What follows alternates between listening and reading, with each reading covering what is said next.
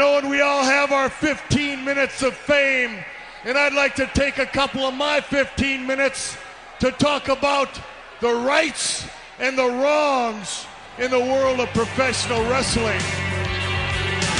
For the WWE Championship. This match is for the ECW World Heavyweight Championship. For the World Heavyweight Championship. The match and new NWA Heavyweight Champion of the world. We appreciate you guys coming out and taking your time to support women's wrestling in America. This match is for the AWA World Heavyweight Wrestling Championship. Welcome, ladies and gentlemen, to another edition of Rights and Wrongs of Pro Wrestling Podcast. This is your host, Mr. Green. And what are we going to be doing this particular episode? Well, I'll tell you, we got a good review sitting in the wings. And also, because of recent events, I think that we have to address and talk about the recent pro wrestling news that has been, I don't want to say fostered upon us. That sounds like it was done against our will, but that has dropped into the world of professional wrestling an old new face has popped back up. And seemingly, one of the stops that she made along the way has just now been reduced to a blip in her resume. Of course, I'm speaking of AJ Lee. She's back to using the AJ Lee name. Was AJ Mendez on WOW's television. Did you know that? Some of you out there may not even have known that she was ever on the show.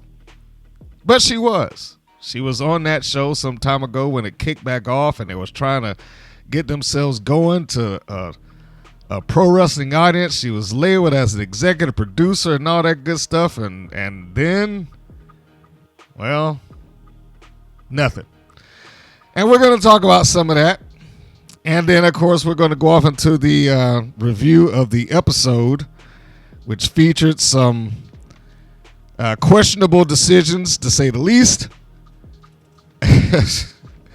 And this will roll off into the next week's deal, which is alleged to be their season finale. So I'm looking forward to all of that good stuff. Thank you for tuning in for this, by the way. I always appreciate your time and you giving me your time to do this. I also want to give an open shout out to Miss New Hire and Maestro, because some of you who have listened to this have heard me refer to them in the past as persons that would sit and watch WOW with me on the job as it was airing across the various locations and stations. Well, unfortunately, I don't want to say unfortunately because it's probably best for both of them. They have moved to different schedules. And considering that WOW no longer airs in Atlanta at all, they are no longer within the realm of watching WOW whatsoever. They do not get the chance to see that unless they just happen to be working that night. I know, it's a little bit sad, but Ms. Newhire did tell me that she started downloading and listening to the show. Thank you for that. And she kind of keeps up with it through me, telling people how this show kind of broke down. But thank you to the both of them. I'm sure I will come across them in the hallways of the job, which will remain anonymous for obvious reasons. Anyhow, so let's get to the first and really only topic that I'm going to be doing in this particular news, views, and updates. The massive ball drop, the massive fail of WOW and their use of AJ Mendez. News, views, and updates. Let's hit it.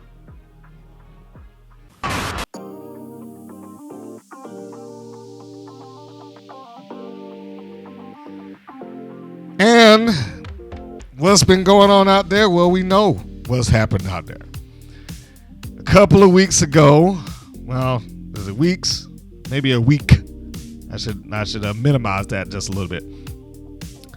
But some time ago, we had an incident that took place on WWE television pertaining to CM Punk, his rival Seth Rollins, and the introduction of his wife Becky Lynch into that conflict. To summarize, we had a championship match. Lynch interferes, and I'm minimizing this right now. Lynch interferes, cost Punk the opportunity to win the championship. Punk comes out the following day. He has some words, but those words are met with Becky Lynch, who he cannot do anything to or about because he's already said he cannot hit a woman. So meanwhile, she's just smacking him back and forth, getting into his face, pushing her forehead against his chest, just doing everything that she could possibly do to get under his skin, knowing full well that he cannot do anything about it and he is not going to hit her back. This, of course, leads to there was already rumors out there that AJ Lee was going to pop back up, but this, of course, leads to, hey, where's the SmackDown going to be this week? It's going to be in Chicago. Magnificent or Marvelous or whatever he said. That's CM Punk. And for those, for all the wrestling people out there, we know CM Punk is from Chicago, but for those of you that are listening that do not, for the very few of you, CM Punk is a Chicago resident and pretty much a Chicago flag bearer. He almost walks on water in that town at this point, particularly amongst the wrestling fans. So now we move forward to Chicago. And we have Punk doing the same thing, and he gives the whole deal. Becky Lynch comes out there. They pretty much repeat some of what happened previously with her getting into space, talking them up, and blah, blah, blah. Punk lays it out. It's like, what makes you think that I wouldn't have somebody here that couldn't take care of you? You don't think I can snap my fingers and have my sister hop over the rails and come and beat your ass? And, they get a pan shot of her sister out in the front row.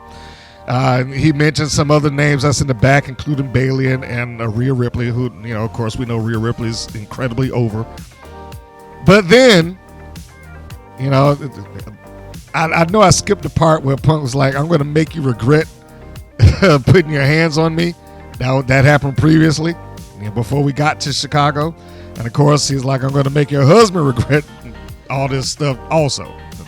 That's not verbatim, but you follow what I'm saying. He steps out of the ring, cue the music. Who comes skipping down the aisle but AJ Lee? And just like that, after a near 10-year absence off of WWE television, she's back like she never left, and she's over all over again. The small things that took place here were magnificent. If you didn't get to see it, you should watch it just to see Becky Lynch's face. The reaction that she gave. Masterclass in reaction. Because we know that she stood up to every woman on that roster. Whomever it happens to be. And as a babyface, of course she's not going to show any fear or whatnot. But here, as a heel, and to this returning person who I've been giving a lot of lip to her husband, and now here she comes, who we know crazy as her superpower, as she has been noted. Well, that's the name of her book. But as she's noted for saying, she comes skipping down and Lynch sells it. She puts it over. And just like that, AJ Lee is on the lips of all wrestling fans pretty much around the world. And what was the social media views at that point? Like 180,000, something like that. A massive swell of interest in her and her appearance in WWE. Let's rewind this a little bit to when WoW had the same opportunity. Now, I'm not going to be naive enough to believe that by any circumstances, anything that WoW was ever going to do with AJ Mendez was going to equate to what WWE was going to do with AJ Lee. Same person, different names, that we, just for clarification's sake.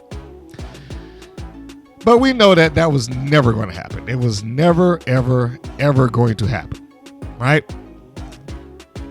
But I have said, and I've been very consistent with this. I'm sure you can dig back through the archives of episodes as I was talking about it and see that my opinions of this have not changed. WOW dropped the ball with AJ Mendez on their show. Completely. They dropped the ball. And now that we know that she's in WWE, and there's probably, well, I'm not going to say probably, she ain't returning to WOW. Let's just go ahead and put that out there. She's not returning to WOW. And what a waste that was. Considering that she's there now, I think we can look back at this objectively and say that was a complete fail. It was a complete and utter fail. I'm sure somebody might mention something from the office like, well, no, she did what she was supposed to do. She was backstage, she did paperwork and this, that, and the other, and blah, blah, blah. Okay, fine. If that is what she was there to do, it wasn't really necessary that she be on camera now, was it? There was no point in having her on camera if her primary objective was just office management. But if her objective the objective of WOW was to bring her in just to be office management, then why do it? Why make a press release about it? Why have her talking to CBS affiliates? Why have her do the press with other podcasts and wrestling outlets at the time? If she was not going to be a functioning member of that show, why have her do those things?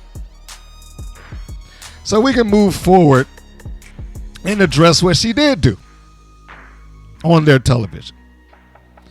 I had long believed that she was, and probably to this point still is, the biggest name that has passed through the doors of WOW, bar none. And I say that with all due respect to everybody that has come through up to this point. I don't think anybody's going to argue that. I don't think anybody's going to be like, well, no, I'm the bigger star. No, AJ Lee / AJ Mendez is the biggest name that WOW has ever had walk through those doors. It also was the biggest name that would probably have gotten them the most attention. And maybe that's all they wanted it for, was that initial bump in attention, and then they're like, oh, we don't need you anymore. Maybe that was the goal. Maybe that was the objective. But here's where that logic boggles me. It just it racks my brain that they could have this thing there and not do anything with it. One, I said there were 3 things that they should have at least tried or could have done with Mendez while she was there. The first thing being, of course, is the match. Now, she might not have wanted to do it, and I fully acknowledge that in many previous podcasts. Like, that probably was a long shot at best. But you cannot tell me that if she had a match properly promoted, and I stress that, properly promoted. And I also understand that WOW probably would never have been able to promote her properly for a match. They probably would never been able to do it. Never. Because they do not do good promotion for matches. The brand of WOW, maybe. But an individual match, they are terrible at it. But let's just assume that they were. Let's just assume in this universe that they had AJ Mendez there and they were going to lead themselves several weeks down the line to this big blow-off match between her and whatever heel that we could toss in her way. Well, I'm pretty sure that they would have got big viewership for them if that had happened. Maybe not big compared to an AEW. Maybe not big compared to a WWE, but for them, they probably would have gotten a reasonable amount of views. Certainly, if they had a good match that featured AJ Mendez back in the ring after a 7+ year absence, somebody would have gone to that YouTube channel just to see the match. And maybe, just maybe, if it was a quality match, if it was good enough, if the broadcast was good, if the bells was clicking, they might come back and try to see the whole show, see where this goes. You might have converted a few viewers, maybe. But that didn't happen. What should have happened is a talk with Jeannie Buss. I need you to back the truck up to her house and see what we can offer to try to get this match off the ground. And pick 3 people on that roster that could genuinely pull it off with her and drive some kind of interest up on wanting to see it. Which is probably, quite honestly, a thin roster to do that.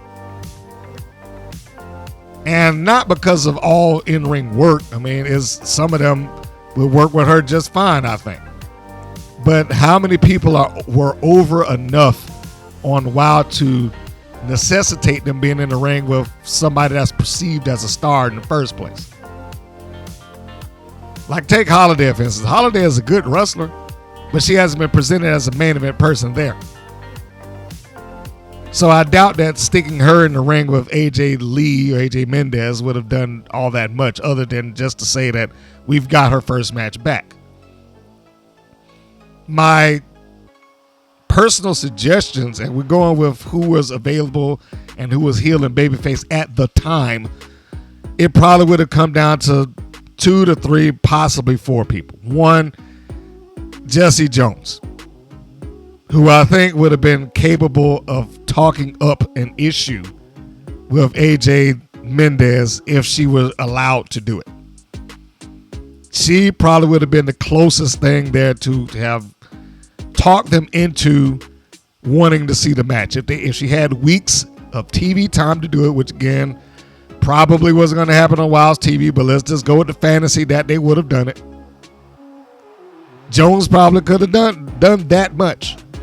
Probably could have sat on a microphone and verbally jousted with Mendez enough to get people somewhat interested in seeing the match. And of course, she's good at what she does. She works great as an anti-hero. She works better as a heel. Next option probably would have been Penelope Pink with Lana Starr, same reasons. Probably would have been able to give her a good match. I don't know how well she would have been able to verbally joust with Mendez, but I think she would have been able to stand her own against her. Starr probably would not have done it, so it would have come down to Pink and Mendez having to shoot on each other back and forth.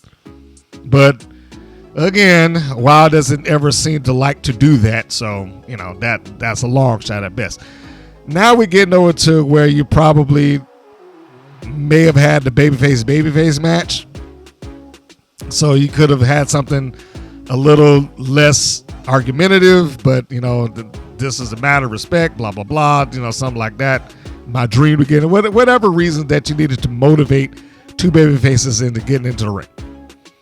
Now, I wouldn't have personally pushed for that, but these things happen. If you got to take what you got. Well, then those would have been probably Princess Aussie and or Garrett. I don't think Garrett was there at the time, so I can't really say her, but Aussie was there. And Aussie was positioned as a top babyface, even though their babyfaces are questionable. I know somebody would have probably said, well, she should have gone against the Beast. Like, no. Mendez should not have been in the ring with the Beast if they were trying to keep the Beast strong. Because I cannot have Mendez come in there and just get swallowed up by the Beast.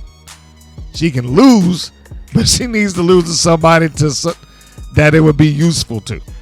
The Beast didn't need that. It wasn't going to go anything for her. She wasn't really over, but she was over as she was going to get in that environment in the first place.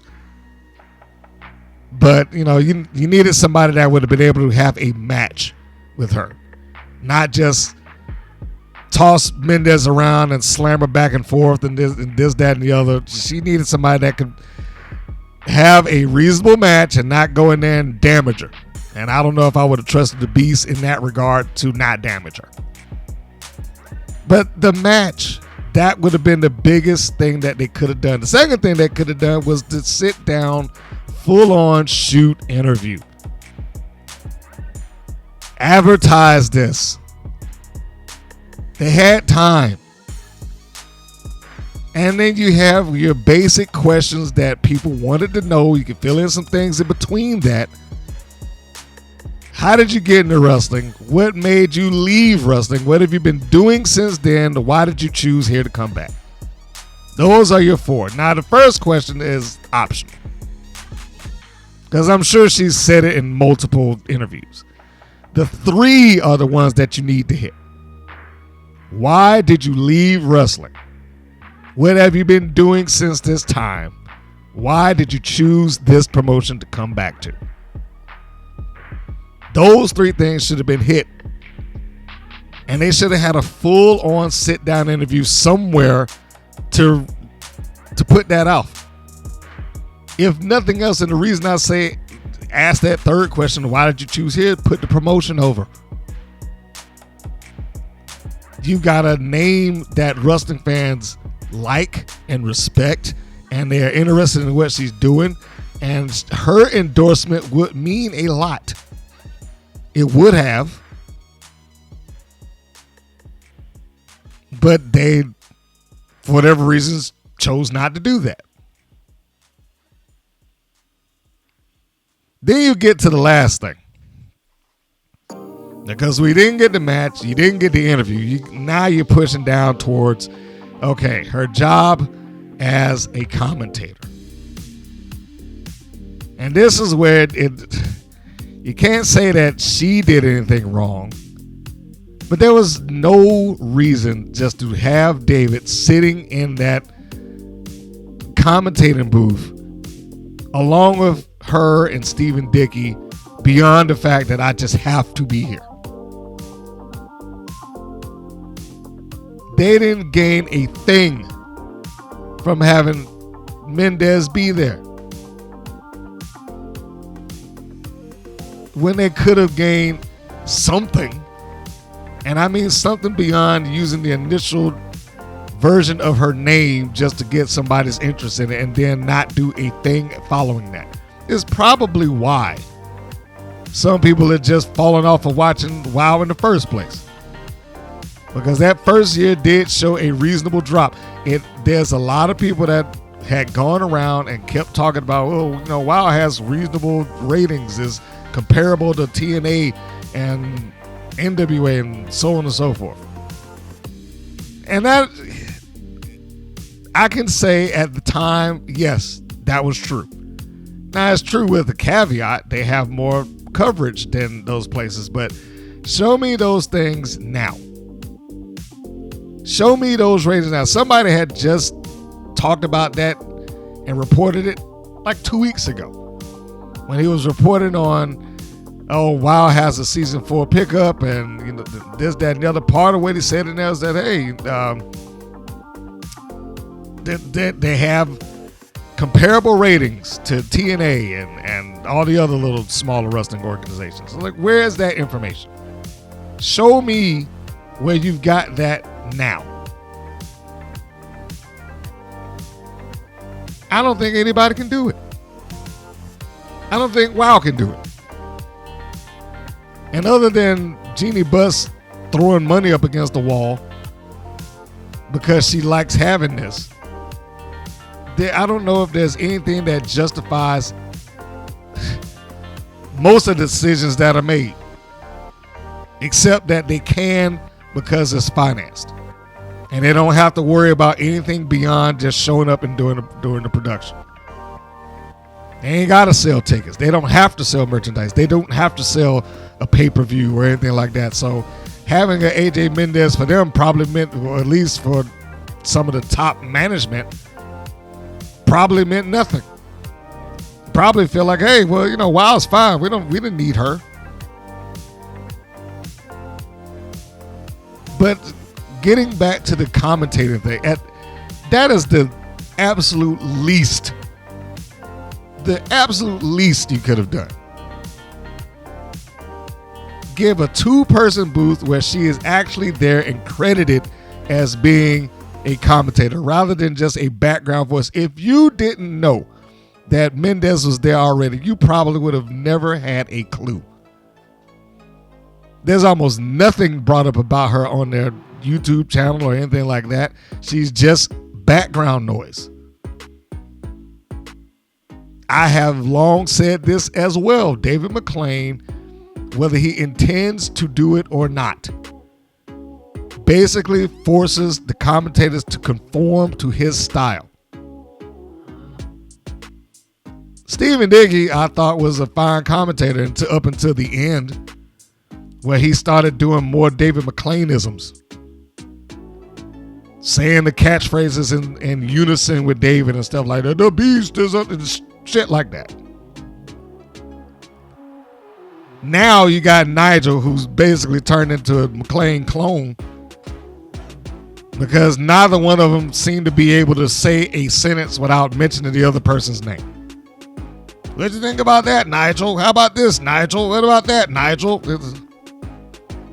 And then he just responds in kind. What about that, David? Here you go, David. Look at this, David. Mendez never had a fair shake in that.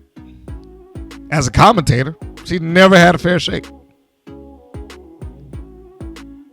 She was just another name that was there, that didn't get a chance to do much of anything. That whole thing came up online in their Reddit post. And I don't know, I guess he doesn't mind because he has his name attached to it, so I'm just going to say Stephen Dickey. Stephen Dickey did bring up his reasons why. Essentially citing that they didn't see eye to eye towards the end. I mean, and he, in so many words, basically made it clear that, hey, it's always been David McLane and Selena Major's sandbox. And that's about it. And he clarified that it had nothing to do with the unions and differences, the things like that. As it was differences behind the scenes that contributed to her parting ways. And I'm going to read what he wrote in response to one of the comments, which was basically, once he said that it was differences behind the scenes, Ray Gun Gothic responded, sigh, kind of what I expected, but sad to hear nonetheless. I guess I will always be stuck wondering what could have been. Dickey then responds, while I understand your perspective, I just have to say this. It was never going to work. David and Selena will never relinquish any ounce or semblance of control to anyone, especially someone whose views do not align with their own. And let me tell you, AJ did not see eye to eye with David or Selena. As much as I love both David and Selena, I've said for years it is their sandbox. If you don't want to play in their sandbox by their rules, then you'll be kicked out of the sandbox. They have invested their time, their money, their lives, and everything that defines them into WoW. I always understood that, and I have always respected that. However, due to their deep and intense level of commitment, they insist on succeeding and failing on their own terms. I learned this from day one. I kind of learned it the hard way. AJ definitely learned it the hard way. I can relate to her in the sense that we both came in as people with creative visions on how we can influence the wrestling industry. However, WoW was never going to be that platform. She came in as someone that wanted to help make the show better, but instead she was relegated to being a player on someone else's stage. I could sense her frustration with each show. The last show she did with us was honestly one of the most tense and awkward nights of my life.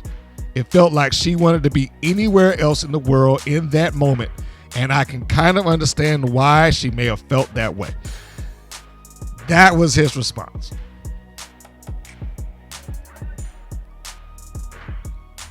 Part of me understands exactly what it means. Look, I get it. If you are putting your time, your money, your effort into something, yes, you do want to be able to succeed or fail on your own terms. Perfectly understandable. In that regard, I get both David McLane and Selena Majors. In that regard alone, I get it. But there does come a point where, are you trying to make this work overall beyond what you personally want? It doesn't always have to be what you feel is the way. I've said on this show, it's like, the one rule that I was taught is that there's multiple rights. But the thing that they have is they got this safety net called Genie Bus. Because I don't know if this show had to operate on the merit of keeping people interested and making people want to be willing to invest their money. I'm talking about the fans now. I don't know if they were trying to make fans invest their time, their money, and their effort into the show. Would this still be running? They have an out clause that no other independent has. They don't even have to pretend to want to sell you merchandise. They don't have to pretend to try to get you into some paying ticket live event. They don't have to pretend to try to get you to look at a streaming platform, pay-per-view, or PLE, or any of those things. They don't have to bother with any of that. Because it's a financed product. And this thing is going to air regardless of what they do or say. Just look at how they tape things. A year in advance, all episodes shot. So you know full well that it had nothing to do with fan reaction. It's not because this person got over, it's because I like this person, let's make them champion. And yeah, that's part of it with every wrestling promotion. But it also happens with the other ones. Sometimes they got to pivot. Sometimes they have to go into a different direction because that is what has been dictated. Not just, well, we have to be stubborn and stick to this no matter what. And if they wanted to do this stuff on their own platform, their own way of operating the show, succeed, fail, all that stuff, fine. Like I said, at the very least, she could have been a voice on their broadcast to offer up some level of credibility. At the very least. But Dave McLane just would not leave that commentating booth. And that's not doing something that's good for your show. That's just doing it because I want to be there. Are you telling me that neither one of them were capable of holding the program up or doing the research on these characters or storylines and angles and whatnot to be able to do the show without him being there in the middle of it, talking over everybody?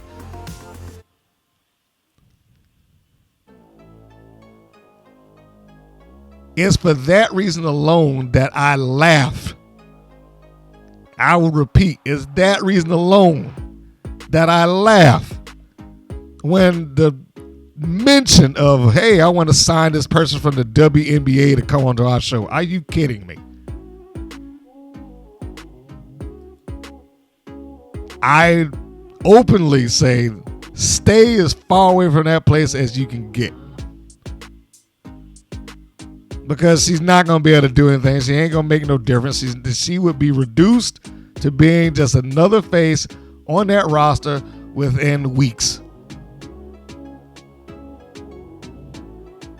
Now I forget what was his name, Cunningham. Whoever that was, the McLane called it the enforcer for Caitlin Clark. But whomever that is, And I do believe her last name was Cunningham. But can you honestly think that they would have taken her and done something significant? That they would have taken her and somehow made her into some sort of star? No, it wouldn't have happened. We all know it wouldn't have happened. And it's probably the best thing that she could do just to steer clear of that place. Because there is no way that anything that WoW was ever going to do was going to make her come off as a star or a threat or anything worthwhile on WoW's television. Sophie Cunningham, that was her name. And he's openly said he wanted to have her on the show. And I can promise you, if she showed up there, she'd just be like Slam Dunk version 2. He'd put a sticker in some WoW jersey and she'd come out there bouncing the basketball and lose the first couple of matches before she's just another face on the roster. So no, she needs to stay away from that. Getting back to the point. This has to be the biggest fuck up that I've seen a wrestling promotion do. When they had a star handed to them on a silver platter, somebody was willing to do something. I'm not saying give up all your goddamn control and let her just run it from top to bottom, but you could have done something. And I was trying to give at least the benefit of the doubt, some edge of reason that, well, maybe this happened or that happened, or she might pop back up or whatever the case may be. But, you know, those things are well out of the window now. They're gone. They're long gone. And it is easy now to say, wow, pretty much blew that. They blew it. And I don't want to hear anybody come up, well, you know, they didn't need her and we made our own stars. Who? Who did you make into a star off of that show? And I'm not talking about in their minds only. Who has come off of WoW that has been seen bigger for it? Because anyone that has done that, I would argue, did that on their own merit. Not because of whatever television that WoW gave. It gave them something to do, sure. And it gave them some exposure to WoW's audience, absolutely. Did it make them a bigger name across the wrestling landscape? Probably not. Did it make them into some sought-after television star? Also, probably not. So where is this success coming from?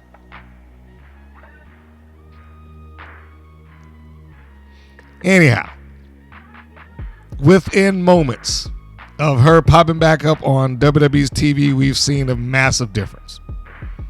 People are now waiting for her first match back, which I'm sure is going to get some kind of attention. And I can't say it enough. It's kind of the parallel to CM Punk. Because for whatever happened with AEW and how it ended between him and the Bucks and Jack Perry, et cetera, et cetera, et cetera. And yes, it facilitated him going back to WWE. They were the stop along the way. But you know what they did get out of him before he went? Matches.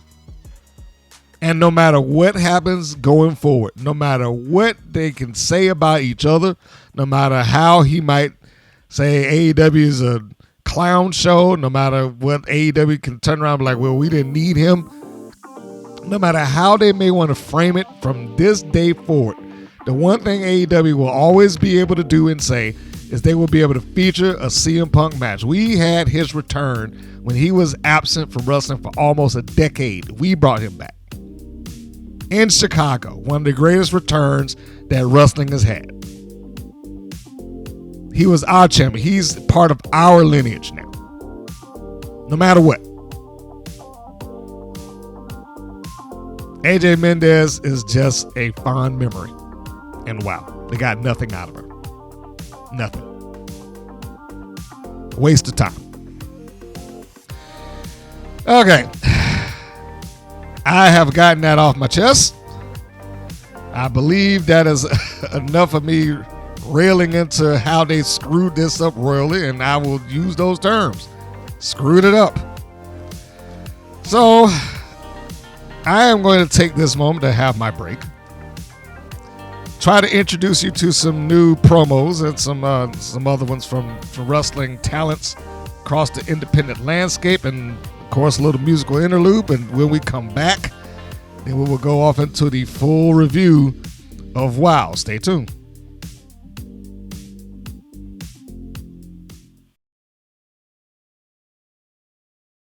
Gypsy Mac, I said exactly what I was gonna do to you. I took your title and I made you fucking bleed. So you say that this isn't over. Well, please, please try to step up and challenge me for this, because now I'm the champion and you aren't. And that sounds like a Gypsy Mac problem. Because it's Brittnie, bitch.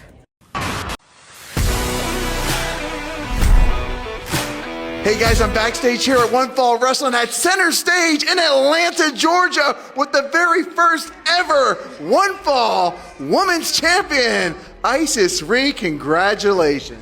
Thank you so much. Tony, I can't even believe it. From the age of 13, now I'm 17, I've had a lot of doubts throughout my career. But to know that I can get here with hard work and passion means a lot to me. And I just wanted to say thank you to everybody and let y'all know that it's always going to be a problem.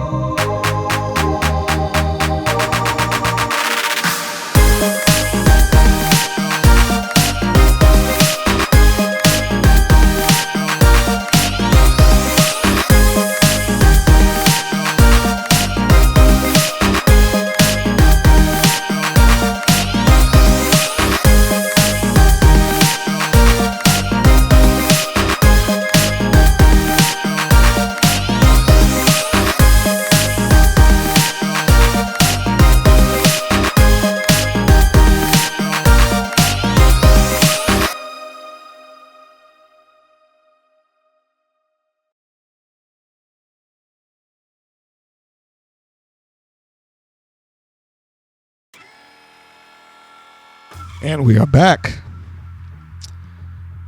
This episode of WoW in review is episode 351, season 3, episode 51. The title, Green with Envy. The air date, August the 30th. The chronological number 155. The show starts off with a recap of top tier and Monsters in Metal and their feud going on. McClane does the voiceover for this video. This is basically setting up for revenge, which essentially, and I say essentially, ignores the previous loss. That being the loss by the babyfaces. This transitions into a recap and setup of Gabriella Cruz versus Gigi Gianni, which also shows the aftermath interview that Cruz got that the TV viewing audience didn't see when McClane comes there and, hey, you did this, that, and blah, blah, blah. The next segment is the opening match.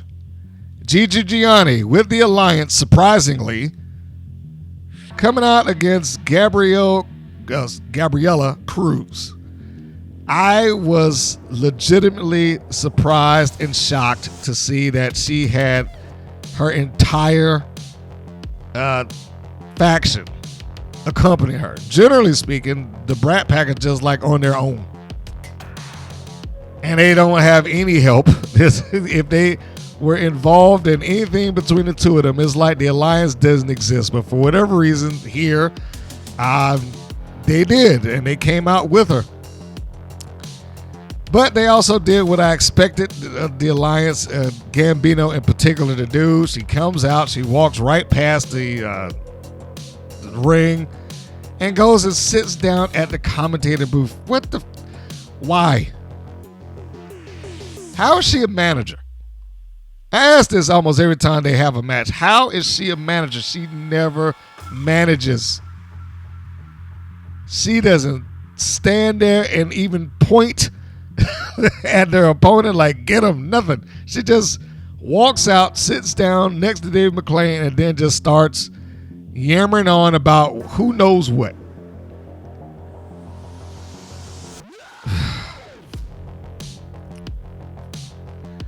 I really want somebody to give me a script. I need to see this one day. I don't know how or when or where I can get that from, but I need to see a script that WoW has. Because at this point, it is comical that somebody would actually take the time and effort to write in, and Gambino goes sits next to David McClane week in and week out. But that has to be what's up. This has to be what she is told to do. I cannot fathom that she, coming out of a wrestling environment, generally speaking, would think that this is a good idea. That, hey, every time I walk out here, I forget the person that I'm managing. I'm just going to go over here and sit down and hold a conversation. It's ridiculous. And not just ridiculous, it happens all the time. Has she had a single match where she's taken her people and stood there and managed and said, do this or do that, or help, pass brass knuckles, pull the leg, anything? Has she had any match where that has taken place? No. I'm just going to answer that right now. No. So, anyhow, Cruz comes out and she does the whole babyface thing. She's dancing in the aisle. She's slapping hands and running around the ringside and just like she just had a massive cup of coffee before she came out there. And look, the match in and of itself, not important. Yes, was it entertaining? Sure. But I am going to just go ahead and say, where is the Alliance going? Where are they going? Before the match starts, BK Rhythm gets up on the apron with the microphone and she does her normal stick like they would do if they were in a tag team match. She gives a couple of lines that don't really amount to anything, and Gabriella Cruz has more or less stand there and smile and not say anything back. She just kind of like, oh, hey, well, that's cute, and then they just move on. And then they have the match. Now, I have always brought up that I like the members of the Alliance. I have, and I still do. Cruz is not bad. I don't know if she's been used the best way in a while so far, but she ain't bad. I almost think that she's another one that's like, you know what, probably a better thing for her, depending on where her aspirations in wrestling are, to just kind of take some other bookings elsewhere. But, you know, that remains to be seen whether she will actually do that or not. So anyhow, the match, fine. We got a spot where Gianni does a great pump kick to the face of Cruz. Cruz then tries to crawl herself back up by pulling on the ropes. Gianni sees her. She takes a charge at her. Cruz is able to pull the top rope down. Gianni goes flying over the top rope. Now when you see that, we already know what's about to happen there. Now somebody's about to take a dive. And I don't mean going down for the count. I mean they're going to fly off of the top rope or the apron or something just because we've seen her go to the outside, so we know that this is going to happen. And this does happen as Cruz, for whatever reason, decides that, hey, I'm going to take a shot and fly off at Gianni, who's now surrounded with her two friends, Del Rey and Rhythm. If it was just BK Rhythm, I could understand the logic or the idea that, hey, I'm going to try to dive on them both. But Del Rey being up there, no, that wasn't going to happen. And Del Rey showed it because she flexed her muscles afterwards, because what happened, they caught her. They caught her, and not only did they catch her, they threw her over the top of all of their heads to the floor. Great bump by Cruz. You have to give her that. The only thing that really bothers me with some of this that I've said a few times, the audience here, they sometimes come off as just acting the part of wrestling fans. Because there's a couple of them that'll just smile and laugh through everything, and this is one of them. Like, I'm not gonna sit up here and be like, "Oh, scan through the audience," but yeah, there's a few of them that my eyes just kind of fixated on. Well, I was like, all right, yeah, she's just there for the show. She's not invested in anybody in particular or any angle or match storyline. She's just there to watch the stunts, and that's what she got. She was there to watch the stunts, and she saw them. So that was the turning point for the heels. The heels take control. Gianni's back in the ring, and she's now working over Gabriella Cruz. Let's get to the end of this thing, because that is what counts. We go to where Del Rey and Rhythm try to intervene on behalf of their sister-in-arms, Gigi Gianni. Gianni tries to get Cruz with a nice backbreaker that doesn't really do the job. Cruz is able to kick out. Del Rey gets up on the apron, distracting the referee. Gianni then starts beating up on Cruz as I don't know what she did. It was like a short spear that she tried to do. I mean, it looked good. I don't know if it necessarily would have had the oomph. But if you've ever seen Moose in TNA do his spear where he runs and he hits him and then he does like a complete barrel roll through, she did that without any run-up. She just kind of stood there and thrusted her shoulder into the stomach of Gianni and rolled through. Gianni goes down. Del Rey is still distracting the referee. BK Rhythm gets up on the apron. She grabs Cruz in a full Nelson. So now we got 3 out of the 4 members of the Alliance doing something. Cruz breaks free as Gianni charges in for what appears to be either a clothesline or a forearm shot. Rhythm's able to get out of the way. She turns around. Cruz is ready to come back at her. Not really ducks underneath the clothesline, just evades one, and then she kind of does a roll through into a face plant, bam, and Gianni's down. And your former loser babyface is now beating 2 people, both belonging to the Alliance. I call time of death on the Alliance somewhere around 11 p.m. on August the 30th. This faction is done. Just be finished with them. Just be finished with them. They're not doing anything for anybody. If they're going to keep them around, let's not sit here and try to portray them like, oh man, this dangerous faction that they got here, the Alliance, they're trying to take over WoW. I mean, stuff like that is what makes it worse. Trying to sell them as something that they are not. Cruz got past the interference of both Reina Del Rey and BK Rhythm. The Alliance cannot succeed. She is. So, yeah, just put the toe tag on the faction and just be finished with this. I don't know what exactly else that they would need to do.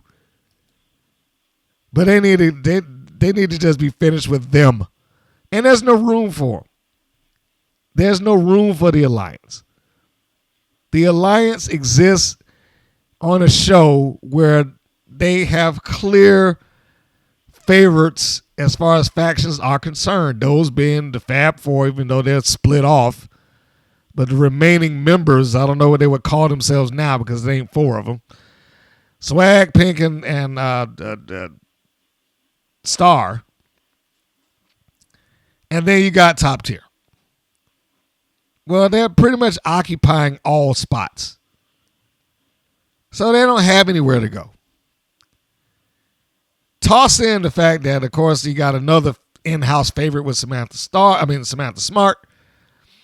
And it just leaves the Alliance nothing to do, nowhere to go.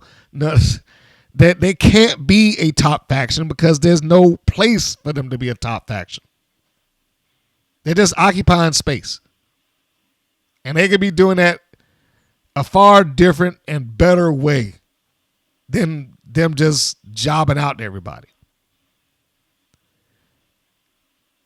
Anyhow, what is it? Cruz wins with head scissors into a head spike.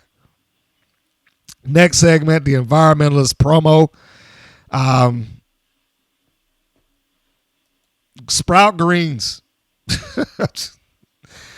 I hate the name. I still hate the name. But I cannot knock that she is a good talker.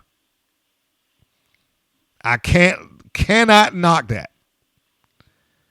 I really wish that they can minimize on the cartooniness of her so people could take her seriously. Like, the verbiage that she's spouting doesn't necessarily equate to the look. Yeah, I get it. She's, I'm a vegan warrior, this, that, and the other. But come on, man. She's got a robe made of pseudo lettuce and carrots and mushrooms and rutabagas and whatever the crap else she got in there. I mean, good talker. Why does she have to be this cartoon character to do it? Yeah, she's going to have to work on, whatever it is that she needs to polish up on the ring, sure. But the starting line for them is that she can actually cut a promo. And cut a promo that comes off as somewhat realistic. Imagine that. She can deliver one that actually sounds like it is not just a bunch of verbiage being spouted where I have to work in a pun or two and it feel completely out of place. Here, she's able to do it, and she's able to do it with the benefit of it sounding like a natural thing for her to say. I mean, I'm honestly impressed.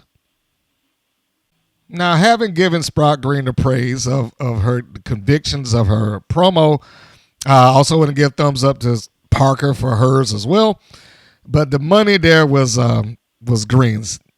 Now, having said that, there are points in this promo that I'm like, I don't know what you mean by that. She brought up something with eating a burger and pooping it out 24 hours later, and then something about leftovers. Like, how did you get from leftovers from poop? So despite the fact that there was a lot of conviction in the words, and she has a really great delivery, some of the content of what she says may need to be worked on. And not for nothing, they probably both need to work on the content of what they're delivering. Because the one note that I wrote down is like, is not bad, but am I supposed to boo them? They're talking about things that aren't wrong. It's not even stretched to be wrong. It's like, hey, you don't take care of the planet and this, that, and the other. And, animals have feelings. And, when you do this, you torture them. It's like, well, I can't disagree with any of this. I don't know if this is the message that you're trying to get. If you're trying to get them to boo you, this probably is not the promo to do it. Yeah, it's like the Blues Traveler song hook. It doesn't matter what I say as long as I speak with conviction, my inflection. It's kind of like that. It's like they gave a lot of inflection and conviction behind the words. But if you stopped and you listened to the words, it's like, you know what? I don't know if this is necessarily the heel in this environment. Am I supposed to be booing these two? Their cause is noble. The fight that they're fighting is noble. What about them am I supposed to dislike?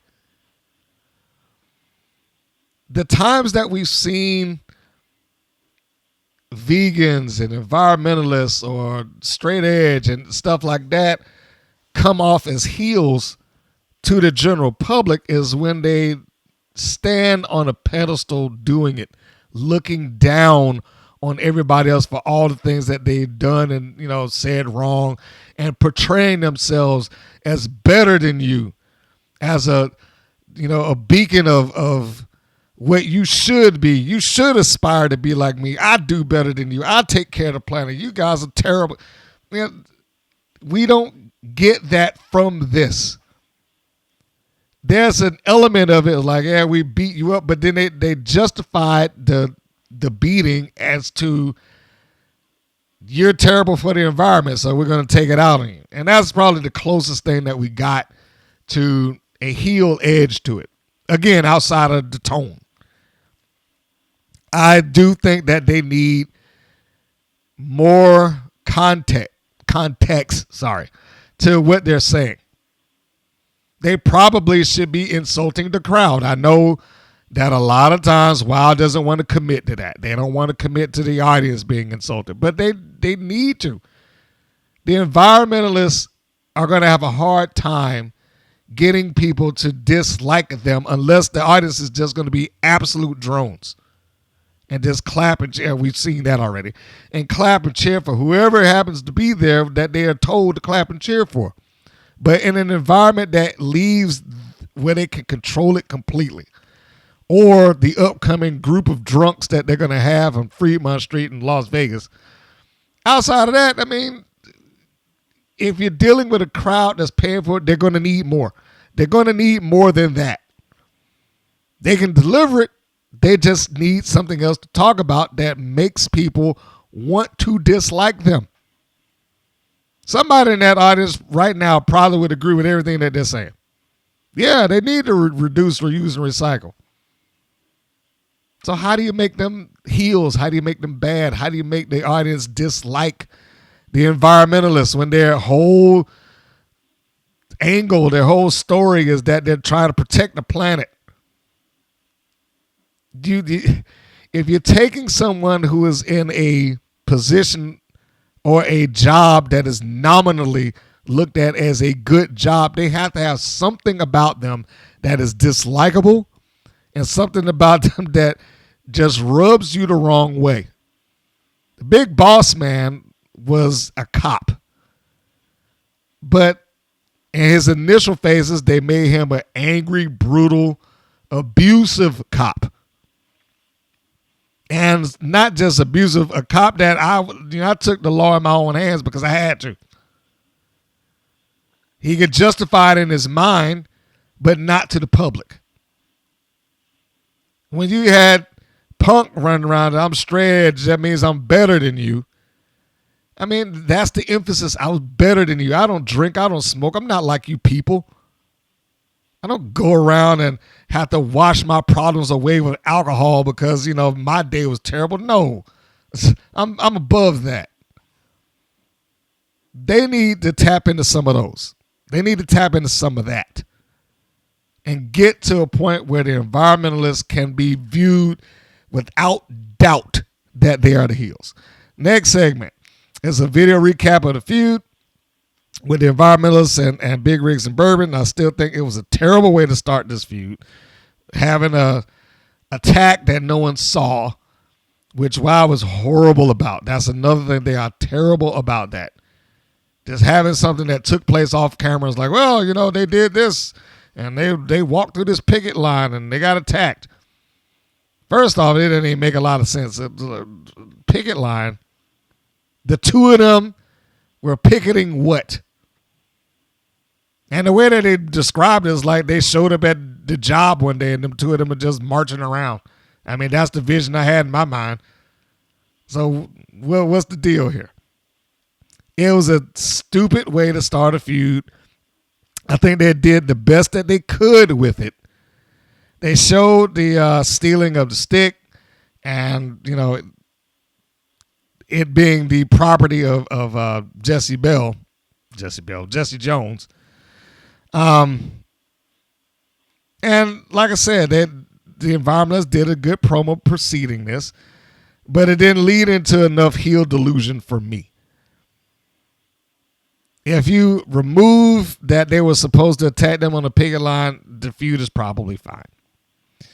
The next segment is the match itself, just the environmentalists versus Big Rigs and Bourbon. McLean, for some reason, tries to justify that, well, we don't have the footage because the city kept it. I was like, seriously? I couldn't acquire the footage. The city took it. Oh, God. I didn't even really know what to say or to think about that. It just seemed so ridiculous. Like, okay. So the only footage that took place is footage that happened from like a street cam somewhere. And you can't acquire this at all. All right. If you say so. So as the match starts and the environmentalists come out, you hear Nigel Zane talking about, you know, this is a rematch of sorts. I don't know what the of sorts is. It seems like it's just a rematch to me. But then they start talking about what I just mentioned, that, you know, the footage was unacquirable because he felt like there was some politics there. I tried to get the footage, but, you know, I felt like that there was some politics involved. I was like, okay, what politics would take place that would prevent you from getting footage from your employees, basically? Yeah, I'm sure that the environmentalists as a tag team do not carry more political stroke than this dude that's operating the show, probably a millionaire, or nothing else connected to a millionaire. You telling me that he couldn't pull some strings and get that stuff out of there? I find that hard to believe. But again, this is one of those cases of having the boss there doing commentary is just stupid. Because he has to justify why he can't do things, when we all know that he should be able to do these things. It's been weeks. Why wouldn't he been able to do it? He could have sent a lawyer down there to get it by now. If that were the case, we all know it's bullshit, but, you know, still. So they come out. They've got the cheap protest signs. Go to a hobby store, for Christ's sake, would you please, and do some real work on these signs and not just get a cardboard box and some markers and, all right, that's it, we're done. Get something that looks legitimate for television. You're on TV. Get something else. Oh, boy. And I've grown to start liking the environmentalists, but come on. Those signs are just ridiculously cheap. Bad. They're just awful, awful signs. So they're in the ring. Here come the big faces. They come running down. And the heels have to bail, which is good. They bailed out, as, you know, the heels should do. They try to run, but they run towards each other and getting in each other's way as Big Rigs and Bourbon come out there to get them. And then they'd start getting smacked around and beaten up and thrown into, each other in the ring and to the wall, the barricade and what have you. As far as how you would expect this to be, given the circumstances of the match, this is exactly what you would think. Jessie Jones is pissed. She lost her personal property to Scout Parker, or it was stolen. Her objective was to get even and beat up Parker, which she did. They came out, they charged, they beat him both up. She got Scout, put her back into the ring, and starts wailing away on her. And I appreciated that. And also the camera angle that they used, because they didn't throw it right up in their face to show whether the punches were connecting or not. And if anybody was going to feel the wrath of Jessie Jones in this particular environment, it should have been Scout Parker. Yes, Greens is part of it, but Scout is the one that took it. Scout is the one that hit Big Rig across the head with the lumber and won the match. Stole it from him. Yes, again, Greens is there by association, and she used the stick as well. But I like that the heat is on Parker. So the match starts. Jessie's wailing away. Big Rig has to come in there and stop her from beating up on her for, I guess, the referee to officially start the match. She gets her out. Big Rig comes in. Scout crawls over and tags off to Sprout Greens. And then they start beating up on Greens instead. This is one of those cases like, all right, well, it is more important than a championship in this particular instance. And I like that Jessie Jones sells this as seriously as she can. And it's good stuff. When she is beating up on Greens and Greens is able to get away by stomping on Jones's foot, she runs to her corner, tags out the Scout. I hate those names being so close together. Scout.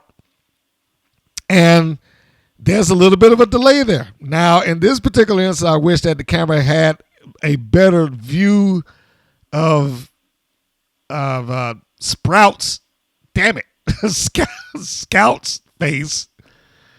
Oh, why do they do this? Anyhow, I wish I had a better camera view of Scout's face. Her body language says that she didn't want to come in because she didn't come in right away, and Greens fled the scene. And it was kind of like a situation like, I don't want to get in there, but it would have come off so much better if there was cameras that were able to have caught that. Instead, what we got was the turnbuckle kind of blocking out her face. Jessie Jones, on the other hand, they got the camera right on her. And you can see her just hollering, like telling her to get in there or whatever it is that she's yelling. She looks furious. And then she goes over there and pulls Parker in. Parker's trying to defend herself. She can't, because Jones is all over her. And this is where Scout gets to be the old bumping machine for the team. And we get a couple of back elbows. I forget what she calls her, little rapid fire elbows in the corner. Scout has to take some of those, and then Big Rig comes in. And they being the heels, in trouble. Scout has to do something to turn the tide. As Big Rig got her, she pulls her by the hair, then she shoots her off, sending her into the opposite corner where Sprout now has the stick that they use when Big Rig comes across the ropes, and she gets hit with it, and it puts her down to her knees. So now the heels are in control. Great. So, and I don't think that Sprout was prepared for the rebound that she got, because she held the stick up and she got hit, but it bounced her off of the apron. But, hey, whatever. Those things happen. So we got the heels in control. They start taking over the match, and the person who was the most irate has been isolated from it. We got Big Rig in the ring instead. So I was good with all of this. we can get towards the end of the match. Now, I will say before we go further, the one other element that I wish that they had done a little bit more effectively is have them explain why this stick was important to Jones. Jones, and it was talked about to some degree by the commentators, but they needed to hear that in full from her. They needed to hear her explain, hey, this is a gift from my mentor. You know, if there was a time to justify the video package or, you know, showing some footage from Pro Wrestling Illustrated or old footage of Jones and Tracy Smothers together or something like that, that was the time to do it. So they could see exactly why this meant something to her. Hear it in her own words. Why does this mean so much to you? Why are you willing to get into this fight over just essentially just tree branch? But, you know, we just have to accept it for what it is. So anyhow, we have the heels at the end taking over on Big Rig Betty, right? Betty is able to get the hot tag to the fiery redhead Jessie Jones at some point within this.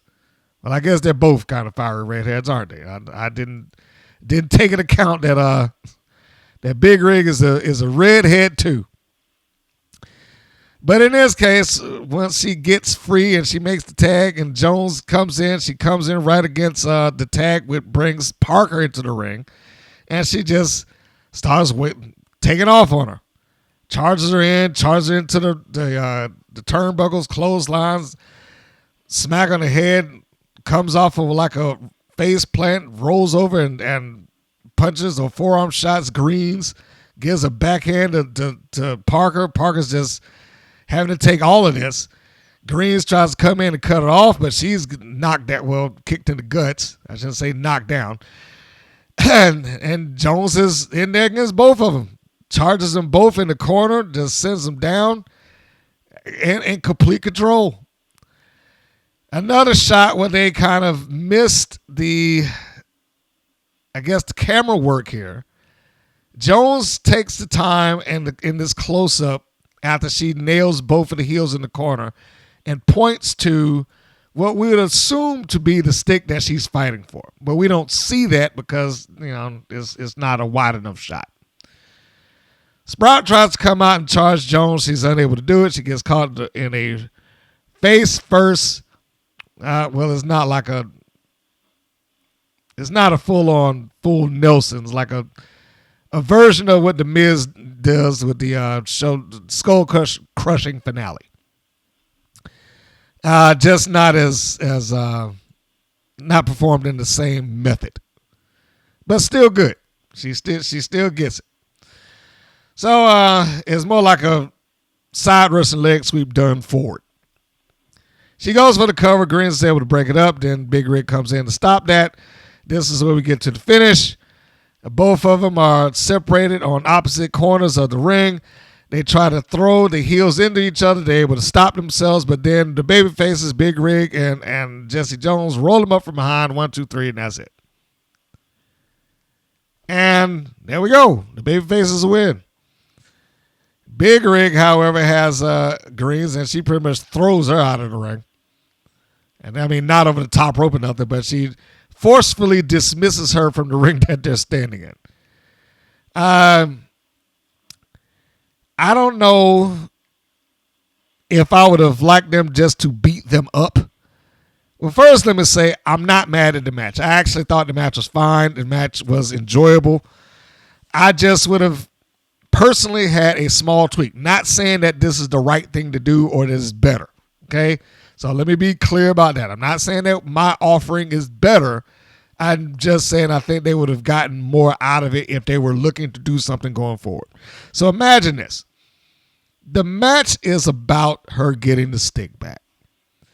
They didn't need to win. They just needed to retrieve the item. If the environmentalists were the ones that are going to go forward as, say, a new heel tag team with potential of climbing up the ranks and whatnot, we can polish this thing off right here in much the same way. They have the match. Let's say Jessie Jones is just irate and she refuses to not beat up on Scout Parker. All right? Causing the referee or something thereof to distract or, get her off of where she can yell at the ref like, no, you can get out of my way. But while the back turns, the Scout can just come up, roll up, pull the tights, make sure that you cheat, and get the 1, 2, 3. The important part of that story would have been that they would have had to have won by the skin of their teeth. They could not be in control of this match. They would have had to have gotten beaten up the majority of it because that would have been the story. So now you got the Environmentalist win, but we don't finish it there. The cameras still need to be rolling. They need to then turn around like, you want this stick so bad, they go over there and grab it and get ready to beat up on them again. But since Jessie Jones was only rolled up and she's pissed off that she lost, but she ain't hurting, she cuts that off, kick in the gut. I take the stick back. Now I can beat up on both of them with the stick that I had, the Tracy Smothers stick. Boom, boom, boom. Knock them out, beat them up, send them out of the ring. I've retrieved what I can retrieve. Give her the microphone and she will be able to talk that situation back up. She can make people understand, like, this isn't about getting the 3 count. This wasn't about, winning the match. This is about getting back my property. Maybe the most important thing that belongs to me. This, which came from my wrestling mentor, my wrestling father, gave me this. And I go through hell and high water to get it back. So the people need to understand that it was a moral victory for Big Rigs and Bourbon. The technical victory came from the environmentalists. And then they would be able to go off and they would be able to have their promo and say that they won. And, we didn't, and they can lie. We didn't need to stick anymore. We didn't care for that thing anyway, or whatever. But then you have Big Rigs and Bourbon on the other side. They have their moral win. That's just the way I would have seen it.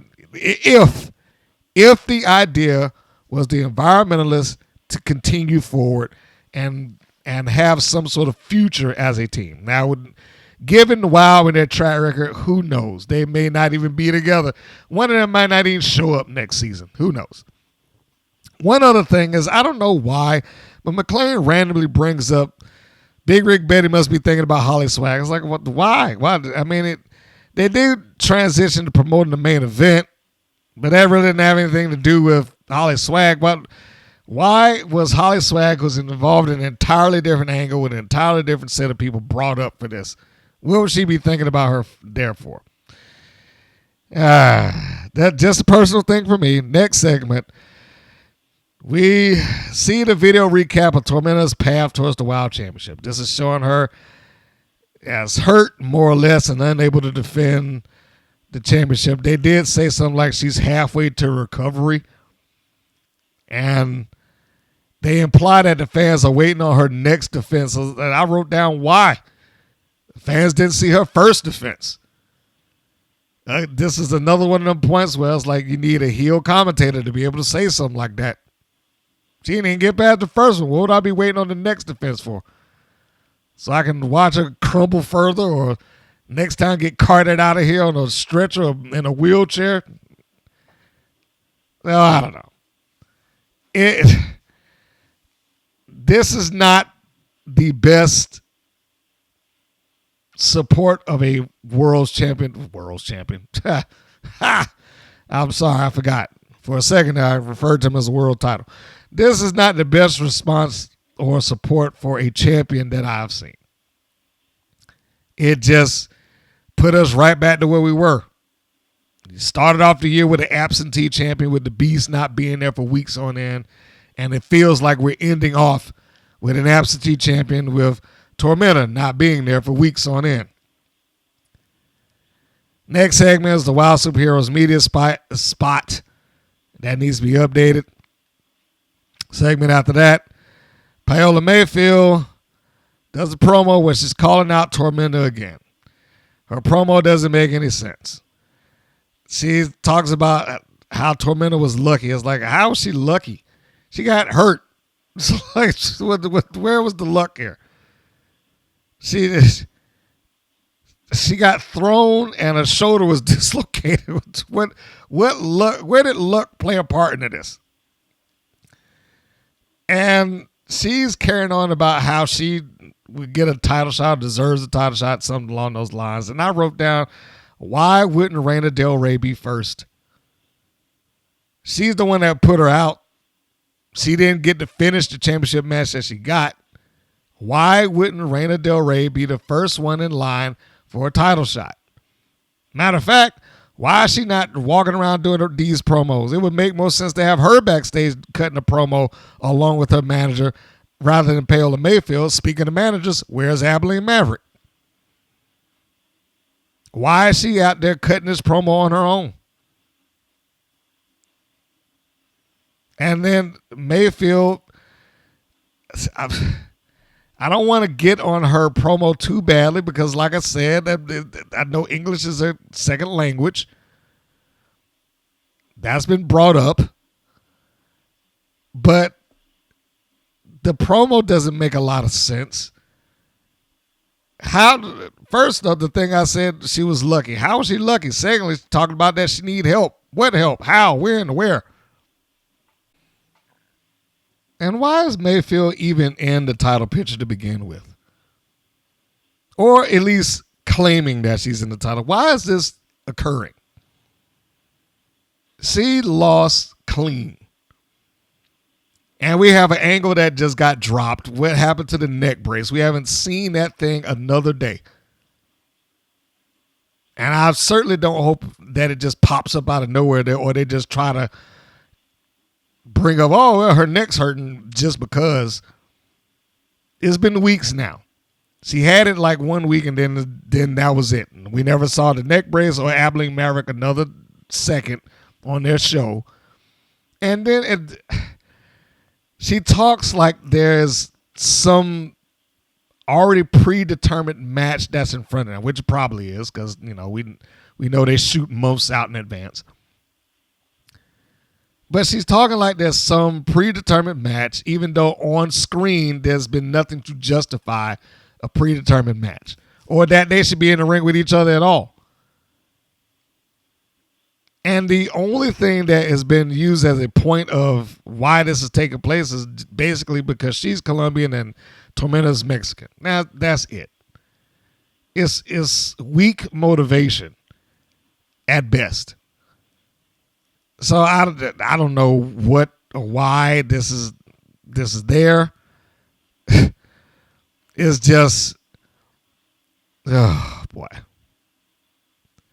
this is not good. I'm so sorry. This is not good, and never mind the fact that Tormenta still can't do anything.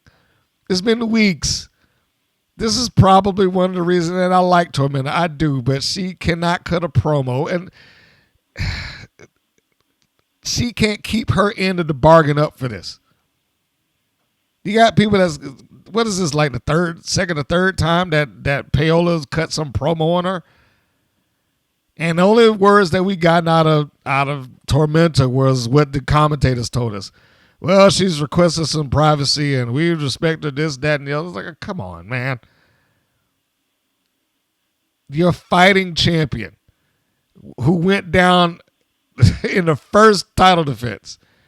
Can't even deliver promos now to try to keep interest up in her or the title. I mean, you just got it off of a walking, talking clown of a cartoon. And now you just have somebody that's not there to say a thing. Oh, my goodness. Anyhow. And getting back to finally, let me just close out on this. I still don't understand the comments. Somebody probably should have had her either redo it or go over the stuff that she's going to talk about before she got on camera. Because it needs to be something other than Colombia versus Mexico, and that this time you're not going to be so lucky you won't have help. When it's like, well, what help? When? Hey, next segment. Sibley Scoles shows up At Top Tier, while they're training, and have an interview with Coach Campanelli, and this basically turns into a promo for Wild's Training Center, which is fairly blatant. Like, do you think that anybody can come here and practice with? Well, yes, of course. Anyone can come up here and be a Wild superhero. So the only thing that you really got out of her showing up there was you got a couple of seconds of her asking, what's going on here? Why you guys training? Hey, you train every day of the week and blah, blah, blah. Crush and Glitter get to do their little taglines. Sibley, in a completely non-biased fashion, adds in her tagline along with them like they're buddies. And you can't see us, right? Ha, ha, ha. And so then it turns back to Campanelli. Then we get the Wild promo spot. We might as well just call it that. And then they go off into the last thing. It's like, all right, well, it came down here to do this, but in order for you to see what Top Tier does during training, you have to turn the cameras off. It's like, then why'd you ask her to show up at all? If the cameras were not supposed to be there and you didn't want them to see what you're doing, why invite Sibley Scoles with a camera crew to come down there and see you in the first place? And was this supposed to be a heel promo? This felt more like, hey, guys, we need to put the training site over. Which, big room with a ring. I mean, I don't know what they're offering there necessarily that no other wrestling school across the country is not doing.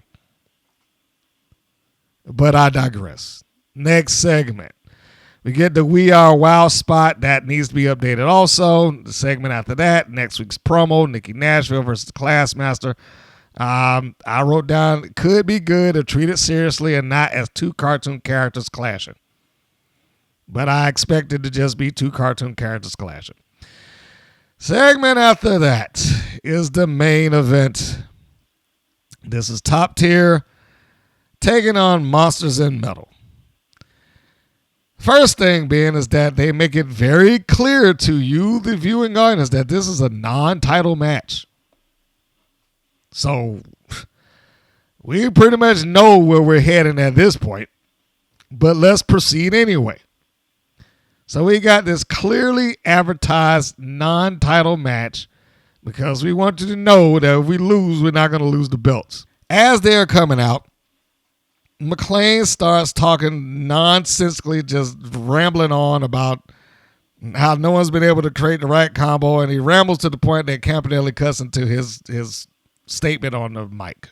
Well, he's not on the mic. He's feeding the TV, audio. And sounds like he just harbored. I wasn't done talking. Boy.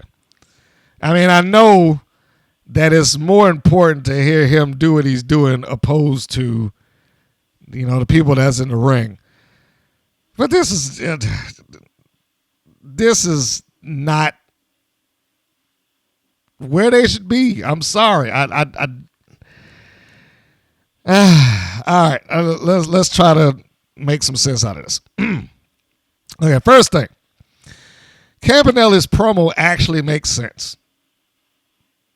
She basically cut down everything that Daisy Lane said in the previous promo a week ago. She said that we were never friends. And more or less basically says that I'm not friends with these two right here. We're a team. And our job is to win. That's what's most important. Pause right there. I can't knock the promo. The promo's true.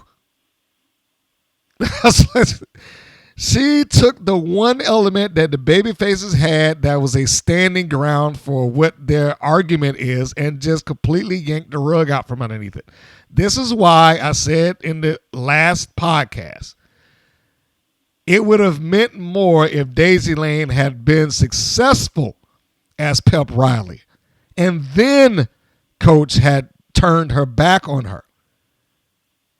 Pep Riley was not successful in the least. She lost all the time. So, I mean,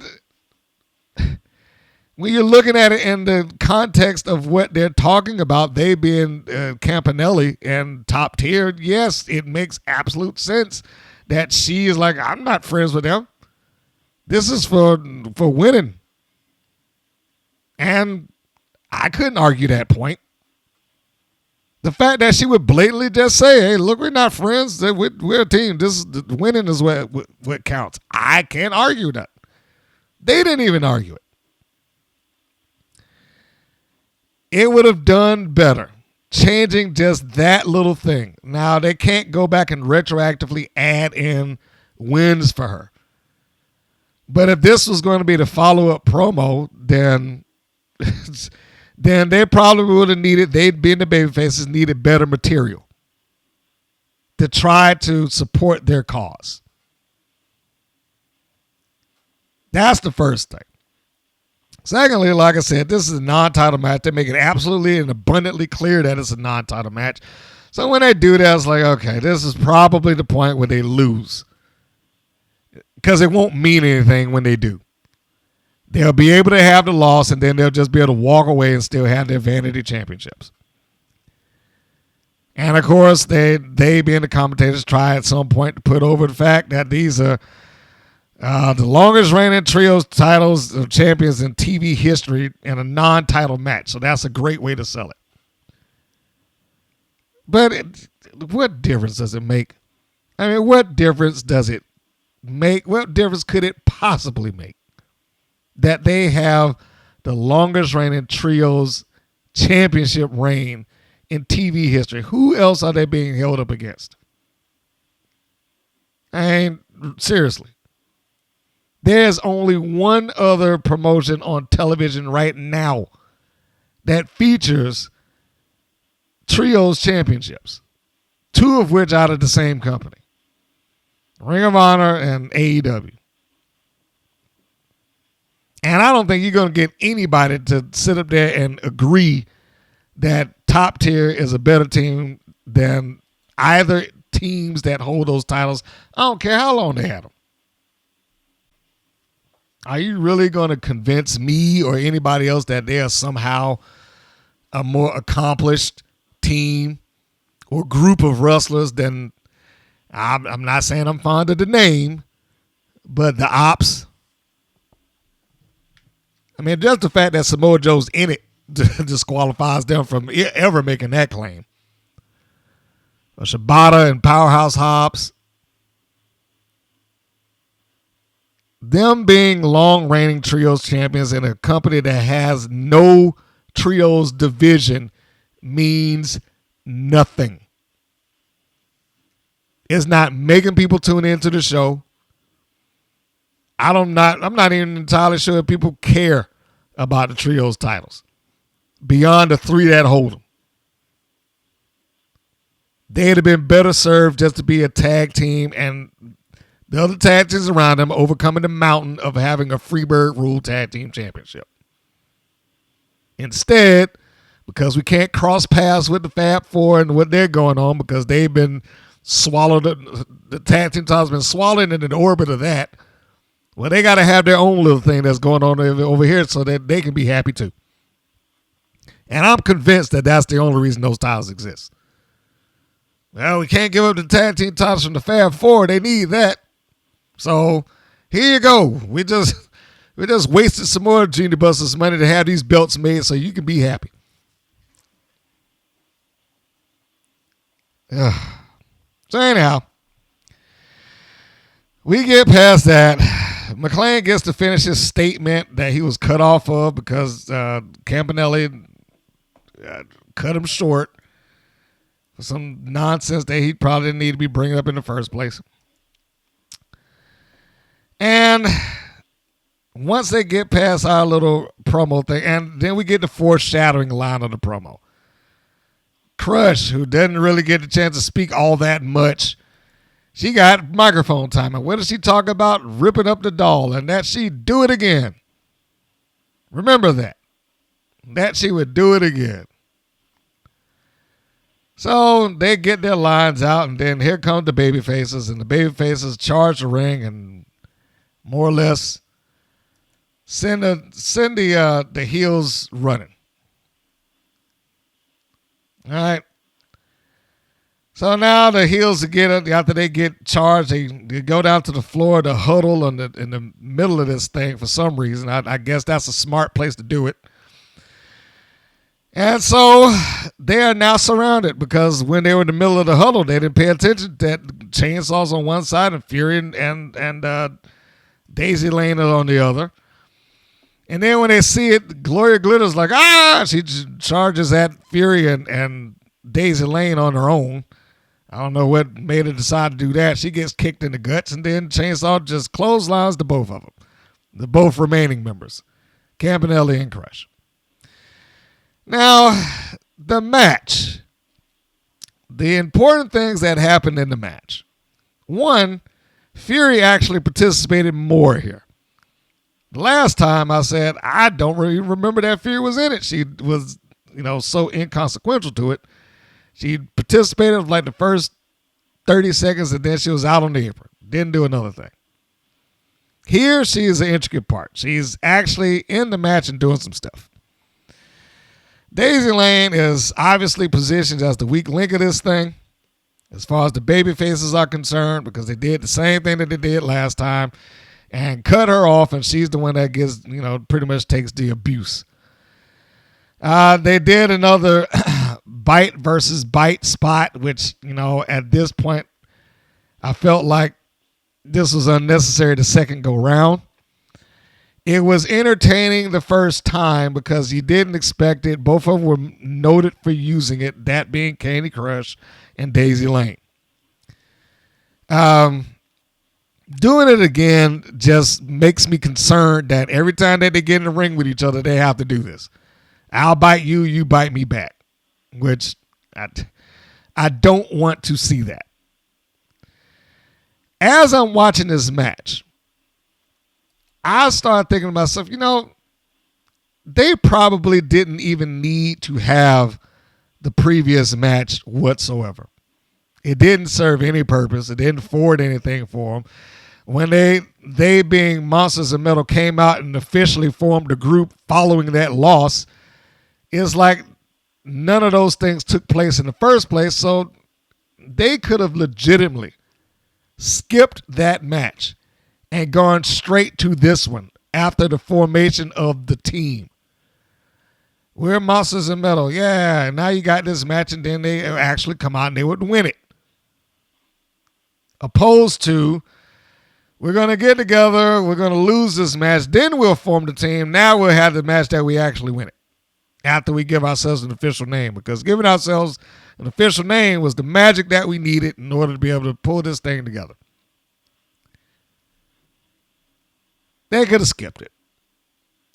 I mean, it's their choice, obviously. It's their narrative call, obviously. But they did not gain anything out of having the match that they had beyond just having a match that top tier could actually win so that they can always have that little edge over the babyface team or whoever it is. Seems like it always seems to work out that way for them.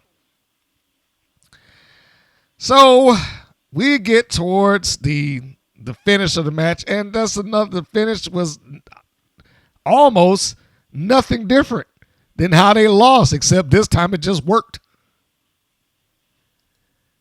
Last time it was a choke slam into trying to do whatever, what did they call it, the graveyard smash or whatever. And then Crush got her knees up. She was able to, that was the story that was told. She got her knees up rather than just being spiked into the knees that that Chainsaw just tossed Daisy Lane down into it. So, they lost because Crush was able to counter it. Here, nothing changed. It was a choke slam. It was Crush. She didn't go for the cover. Tags off the lane. Does the graveyard smash. This time it connects. And then 1, 2, 3. Like that's the only difference, is that she didn't get the knees up. So, whereas I'm not mad at the loss, I kind of wish that they had done it another way. Especially following the previous match, which is another reason I'm like, they really didn't need that match. In my opinion, they did not need it. It just, what for? Didn't help anything. Didn't forward anything. It was just a match that they had in a vacuum that didn't do one thing one way or the other. And almost seconds later, they didn't acknowledge it. They had a promo following that where Lane allegedly was hurt. That she didn't show any signs of being hurt whatsoever. So everything that I saw as what the previous match offered seems like they could have gotten it here. And speaking of what they got here, so we get down past the victory. Monsters and Metal win the match. This was positioned as revenge for the babyfaces. This is after the doll had her head ripped off initially, and we have been shown that, well, we'll just sew it back together because the doll was fine and as good as new the next time that we saw it. This is where this show gets awful and terrible. The babyfaces are in the ring. They are celebrating their big victory. I guess Fury is now officially a babyface, and Timu Alexa Bliss is happy that she won, and Chainsaw is just grunting and communicating her happiness with all the growls and groans that she can produce. Meanwhile, they don't see that Campanelli has walked around and taken the doll. Now, I also want to say, bear in mind that the fact that Alexa Bliss has shown back up on WWE's TV with Lily does not bode well for Daisy Lane. It just makes her come off as a cheap knockoff, which is why she's referred to as Timu Alexa Bliss, and I ain't the only one that says it. So back to what happened. The doll is taken because all three babyfaces are not concentrating on anything that's going on around them. And Top Tier, standing in front of the commentating table, in front of David McLean and Nigel Zane. Keep this in mind. Just picture this. And the babyfaces are just standing in the ring. Campanelli yells or something, and she's like, got your doll. Or at least she sees it. Daisy Lane looks like she's like she wants to run out there and stop it, but then the referee's like, no, you can't do that. And the first thought I'm thinking about is why? For what reason, after the match, is the referee going to stand there and be like, no, you can't go out there? That's the first problem. What is he stopping her for? Why is she listening? That's her property. The match is done. What do you have in terms of legal power over me at this point? So now this is happening. And of all the places in the arena to choose to do this, they choose to stand right in front of the commentating table to do this. As one of the assistants comes up and grabs the trio's title, so we got to get this out of the shot. So he grabs it and moves out of the way. Dave McClain stands up. What did he stand up for? To go over there and help? To say, hey, don't do this or you're fired? Or maybe to walk over there and yank the doll out of the hand because he is a grown man? Nothing. He didn't do anything. He just stood there. Well, no, don't do that to little Daisy. Little Daisy. Stop little Daisy. What the fuck was this about?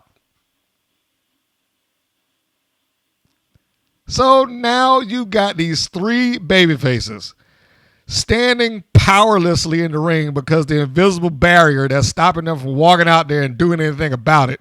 Watching Top Tier stand in front of the commentating booth between two guys that are actively commenting on this person, ripping up their personal property, not doing a thing about it. One of which being the boss, who could probably fire, fine, or otherwise get rid of them one way or the other. And nothing. Nothing happens. They're just standing there, all of them, watching as this person's just yanking the arms off of this doll, ripping it apart leg by leg, piece by piece. Now, one thing, I would be more concerned with it if it were not something that they've already shown me could be sewn back together at any given time, is cloth. I don't care about this doll. I mean, really, if they had not shown that this could be repaired already, the head had been knocked off. So again, you have another case of they taking the oomph out of something because we've seen it. She ripped her head off, and it was fine the following week. And it's not like they tore this stuff up and threw it into the audience where they couldn't get it. They tore it up and threw it at them. So you got the arm, here you go. You need the other one, here you go. Here's the legs, here's the head, there you have it. You got it all. So you can sew it back together on your own time.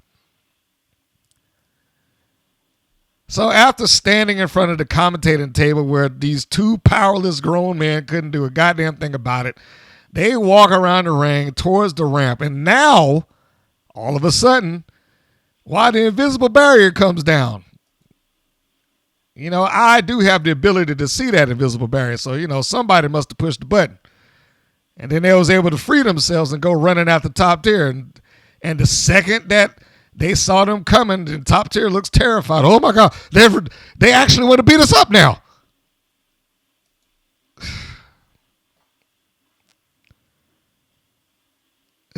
Boy.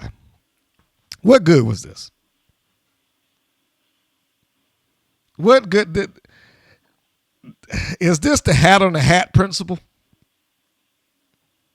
It reminded me of when the Beast had her leg broken legitimately, showed back up and had her leg broken again the very same episode. This is, I ripped the head off. Well, it's fine the next week. I'll rip it up again. I mean, if I'm trying to make a statement about that thing, I'm lighting this motherfucker on fire or something. I probably need to bleep that.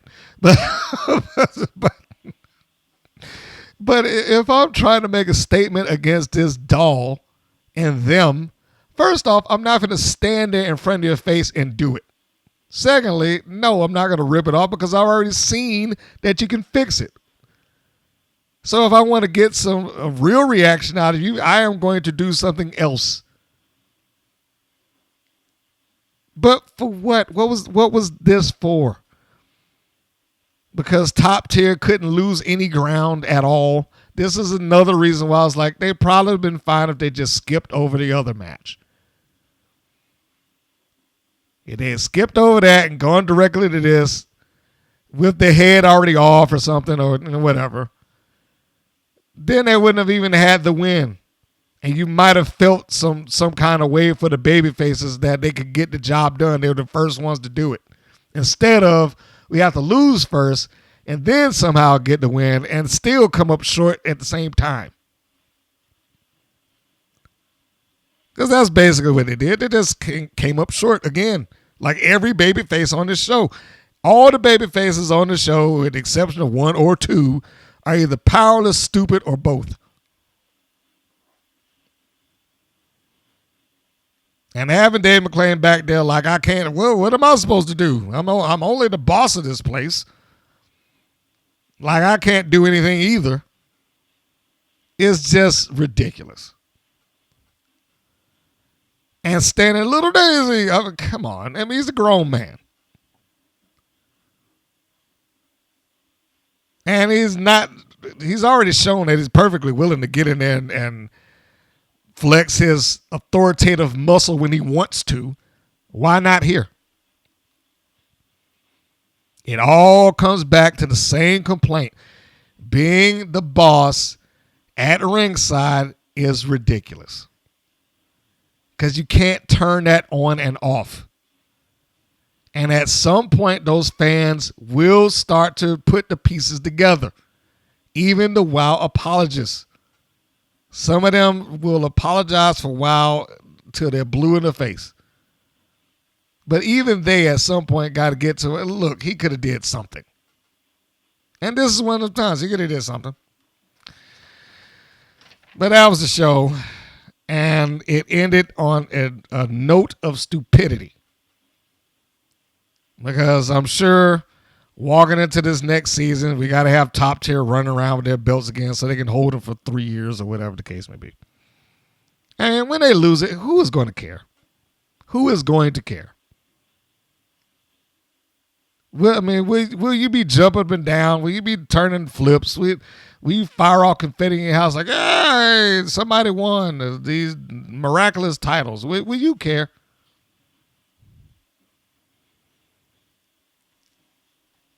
It's one of the reasons that I say that they certainly would not want me booking for that place at all.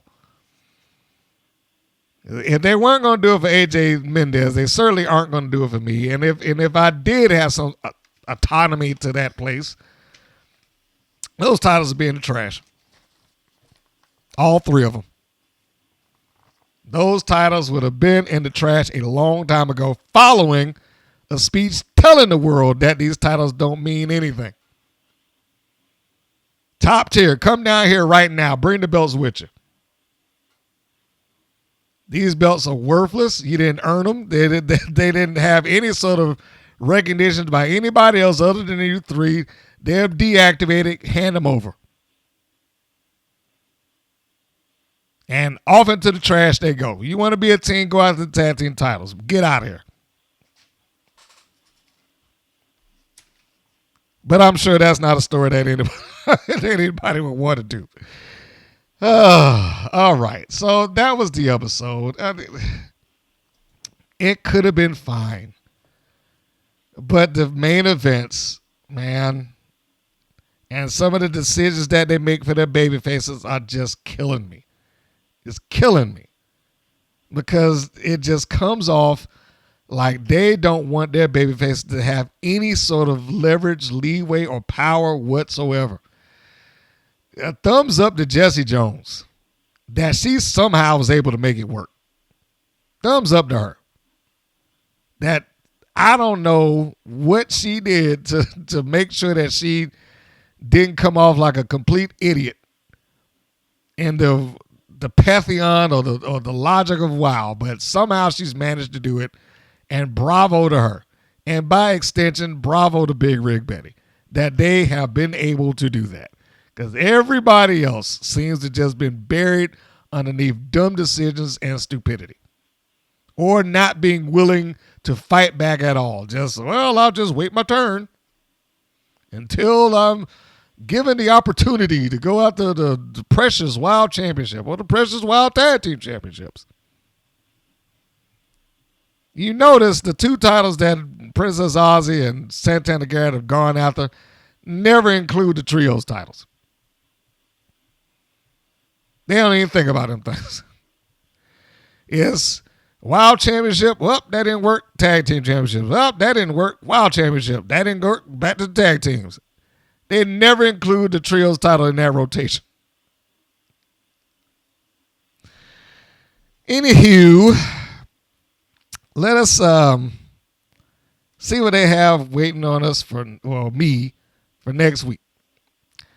Because as you know, by the time you're hearing this, that episode would have already aired. I haven't seen it, so let me get a little taste of what's on the horizon for me. So, the next episode that they have listed is titled Unfinished Business. That is going to be episode 352, season 3, episode 52, and it reads as follows. In WoW's season ender, the stakes are higher than ever.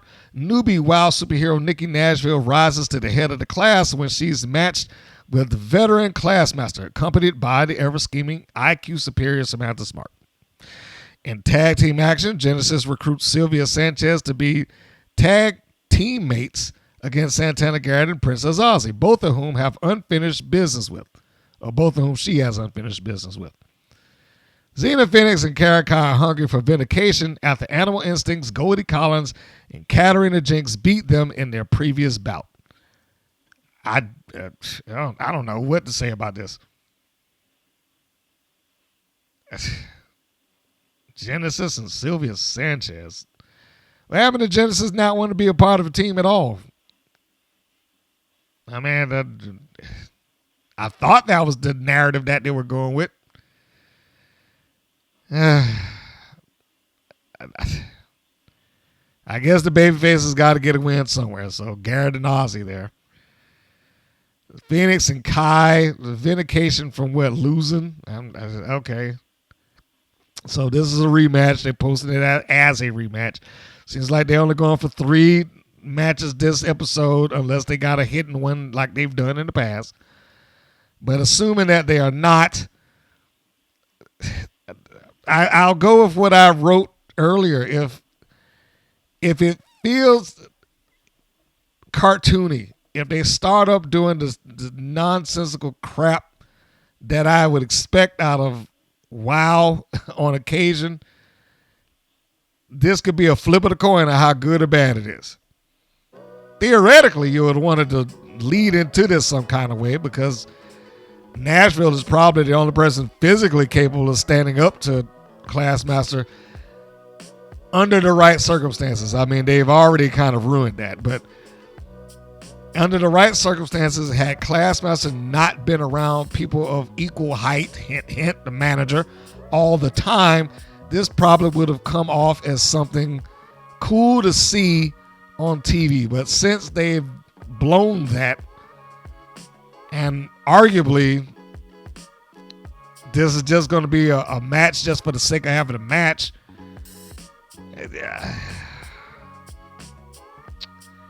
they put a lot into the Classmaster, so I guess I would have to assume her. I don't know. Because Nashville, what is this, her 3rd outing, possibly? Classmaster has a route in front of her as far as trying to get back to the championship, even though they advertise it as starting at the bottom and coming back up. That just doesn't feel like a bottom start. So we'll go to Classmaster there. And that's that. Whew. I can only hope that their next episodes will do better than how they polished this one off. But they are getting towards the end. They finished out all 50. What are we on? 55 episodes. Somewhere in there? No, I'm wrong. I'm wrong. Now for them, this will be going into 52. So this will be getting ready to get through with their year worth of content.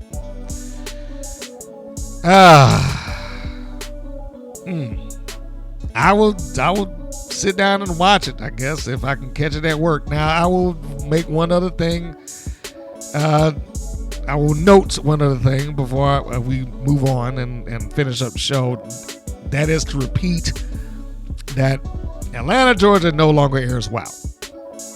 So that does take some of this away, is my ability to look at it and judge it and so on and so forth. Because I did catch it on my Tableau DVR, and I would be able to look at it, kind of intently at that point. Well, here is got to be at work or nothing at all. And this is walking into a big season worth of extra content. There's been television shows being flipped around because it's fall. Some shows have been removed. Some shows have been added. Their sports season that kicked in. Football has kicked in. We've just had to start doing soccer, bull riding. I mean, it's just been up and down. And for the area that I'm running, WoW is one of the expendable choices. This has not come from us within the room. This comes from the management of those stations. And when they deliver that, it's like, okay, if this thing goes past this point in time and we got to start lopping off shows to get everything back on track, sometimes WoW is included in that. Sometimes it ain't. It's kind of a roll of the dice. So that being said, I will try to keep up with this as best I can, but just bear with me. Sometimes it may be a little difficult, and it will change my ability to turn it around like it is doing right now. So anyhow, thank you for tuning into the show. Thank you for your time and downloads and support and likes and voting on the episodes and what have you. I appreciate all of that. This is the point where I start plugging things. So if you're listening to this or watching this on YouTube, do the YouTube things, like, share, and subscribe. If you're catching this in podcast form, because we're available on greater podcast platforms everywhere, a rating would be nice. If you can't find it there, but you need to know where to go and you need a solid place that you know that you can get there all the time, then you can go to WPNWrestling.com. It has everything there, all podcast episodes. You can see how far back it goes. You can see a 24-hour day, 7-day a week stream of the Women's Pro Wrestling Network, the WPN. You can catch that on all day, every day, 7 days a week, 24 hours a day, with videos dating back to 2013. There's some faces that you know and faces that you don't. Some people have moved on and bigger and better things. While speaking of old Jessie Jones, she's in there somewhere as the former Jessie Bell, and sometimes noted as Jessie Bell Smothers. I think I had a match there with Amazing Maria when she was in the hardcore event with her partner going against the Woad and Mickey Knuckles. I can't remember if that's in rotation there or not, honestly. But there's many faces there, including Kiera Hogan, including Gigi Dolan, former Priscilla Kelly. Well, she's Priscilla Kelly again now, and others. Tracy Taylor, who now you know is Kalaki. Nina Monet, who now you know is Siren. And on and on and on and on and on. Just tune into it. Watch it. You will see. Or you could just go to the YouTube channel and pick the matches out flat out. Whichever you prefer. And that being said, it's time to close the doors on this episode so we can watch the next one and reopen them into an all new review. So for myself and the Women's Pro Wrestling Network, this is Mr. Green saying that this is Mr. Green saying so long, and we will see you on the next go-round. Take care, everybody. Thank you for listening to the WPN's Rights and Wrongs of Pro Wrestling. If you have questions or comments, please contact us via our Facebook or our YouTube channel at the Women's Pro Wrestling Network. If you're new to the WPN, feel free to subscribe to our channel and like our page. We appreciate your support. Thank you again for listening.